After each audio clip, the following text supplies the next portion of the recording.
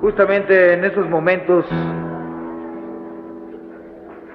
en que la confusión reina terriblemente en la atmósfera, como extraños microbios venidos de otras galaxias que mandan mensajes telepáticos, haciendo ver realidades que no corresponden a las dimensiones adecuadas, el profeta del nopal se presenta de una manera u otra, aventando sus cotorreos desde el año de 1984. Y en sus híbridas visiones del rock and roll mexicano, me dijo un día de oníricos sueños y arquetípicos símbolos, que tenía que recetarles por las trompas de Eustaquio a todo el personal estos mensajes del profeta del nopal.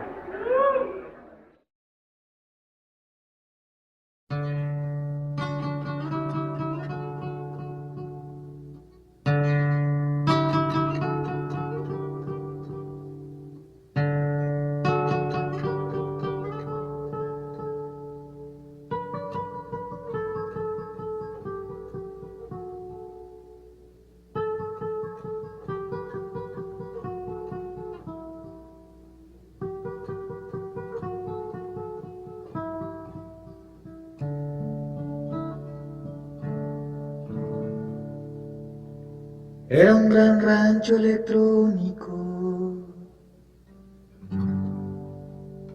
con nopales automáticos,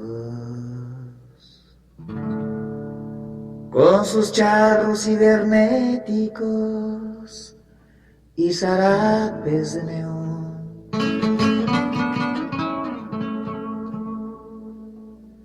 Era un gran pueblo magnético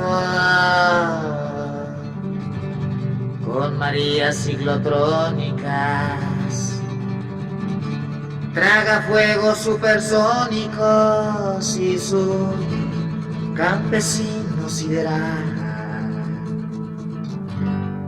Era un gran tiempo de híbridos, era medusa anacrónica, una rana con sinfónica en la campechana mental.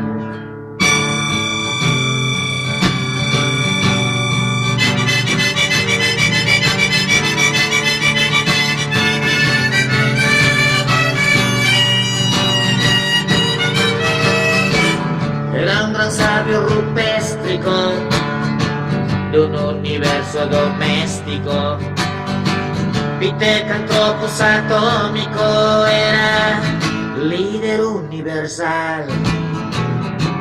Había frijoles poéticos y también garbanzos matemáticos en los pueblos esqueléticos con sus guías de pedernal.